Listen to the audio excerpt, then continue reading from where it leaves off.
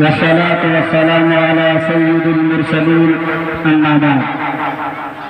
قال الله تبارك وتعالى في القرآن المجيد والفرقان الحميد: بالله من الشيطان الرجيم. بسم الله الرحمن الرحيم.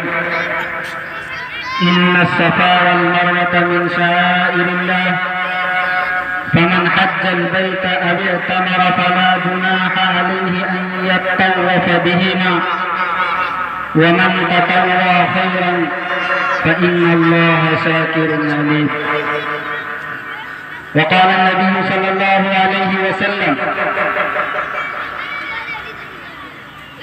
من حج ولم يرفث ولم يفسق رجع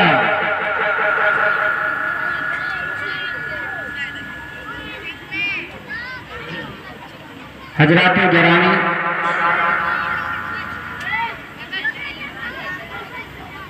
آپ تمام احباب کافی دیر سے علماء کرام کی خطاب کو سن رہے ہیں اور حاجی عبدالقدوس صاحب کی محبت میں اور اس سے بڑھ کر نبی کی محبت میں ہم سب یہاں بیٹھے ہیں. اللہ پاک ہم سب کے بیٹھنے کو قبول فرمائے. میرے دوستو، امام بخاری رحمۃ اللہ علیہ نے اپنی کتاب کا آغاز انما الاعمال بالنیات، جس کی کچھ تفصیلات میں باوقار عالم دین حضرت مولانا سعد اللہ صاحب قاسمی دامت برکاتہم العالیہ سے سنی. کچھ باتیں میں بھی حضرت کے ساتھ جوڑتے ہوئے آپ تک پہنچانے کی کوشش کر رہا ہوں. میرے دوستو، امام بخاری رحمۃ اللہ علیہ نے فرمایا کہ ایمان اور عمل کا دار و مدار نیت کے اوپر ہے. لِكُلِّ امْرِئٍ مَا نَوَىٰ، بس ہر انسان کو وہی ملتا ہے جس کی وہ نیت کرتا ہے. اب یہ نیت جائز کاموں میں ہونا چاہیے. ناجائز کاموں میں آپ کی نیت کارگر اور مفید ثابت نہیں ہوگی. مثال کے طور پر ایک چور رات کو چوری کرنے نکلتا ہے، کسی کے مال میں ڈاکہ ڈالے گا، کسی کے زیورات کو لوٹے گا اور نیت کرے گا کہ میں اس چوری کے مال سے کسی غریب کی مدد کر دوں گا، اس چوری کے پیسے سے مسجد بنوا دوں گا. یہ نیت جائز ہوگی؟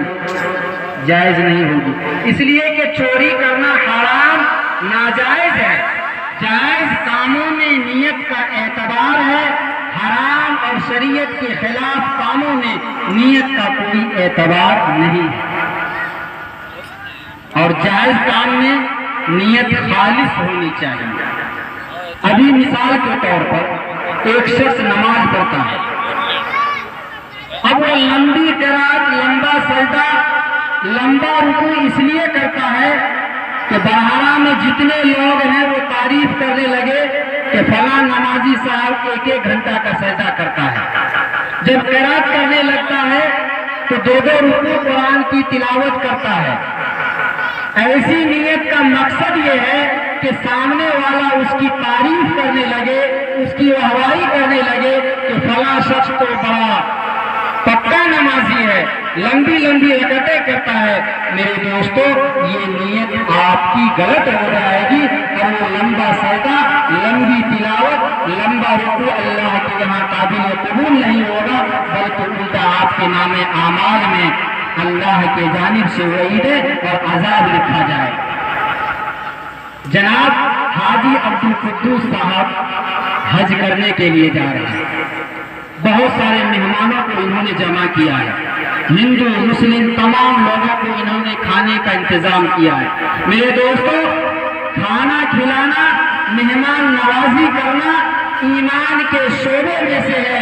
من کان یؤمن باللہ فلیکرم ضیفہ، جو شخص اللہ اور اس کے رسول پر ایمان رکھتا ہے اسے چاہیے کہ اپنے مہمان کا اکرام کرے، اس کی مہمان نوازی کرے.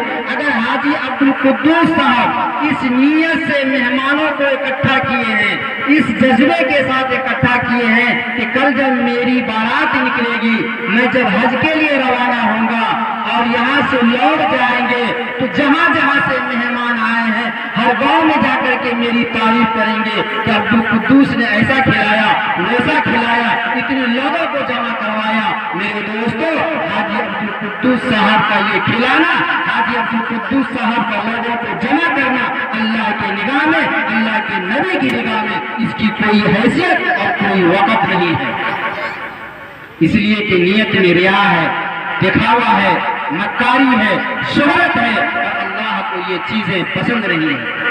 اور حاجی عبد القدوس صاحب یہ نیت کر لے کہ اللہ تو نے ہمیں مال سے نوازا ہے، اے اللہ تو نے ہمیں صاحب دولت بنایا ہے، یہ جوانی، یہ پیسے، یہ دولت، یہ سب تیری امانت ہے، اور ان پیسوں کو میں اپنے بھائیوں پہ خرچ کر رہا ہوں، میں اپنے رشتہ داروں پر خرچ کر رہا ہوں، اور کھانا کھلانا تیرے نبی کی سنت ہے، تجھے پسند ہے۔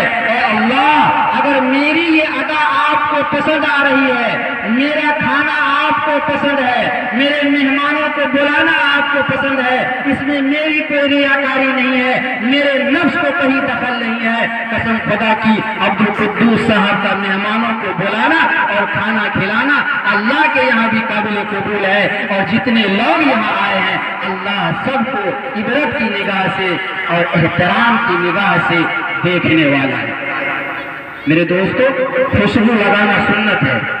اگر آپ اس نیت سے خوشبو لگاتے ہیں کہ میرے آقا محمد رسول اللہ صلی اللہ علیہ وسلم نے خوشبو کو پسند کیا ہے اس لیے میں خوشبو لگا رہا ہوں، آپ کو ایک سنت کی زندہ کرنے کی وجہ سے آپ کے نام اعمال میں ثواب لکھا جائے گا۔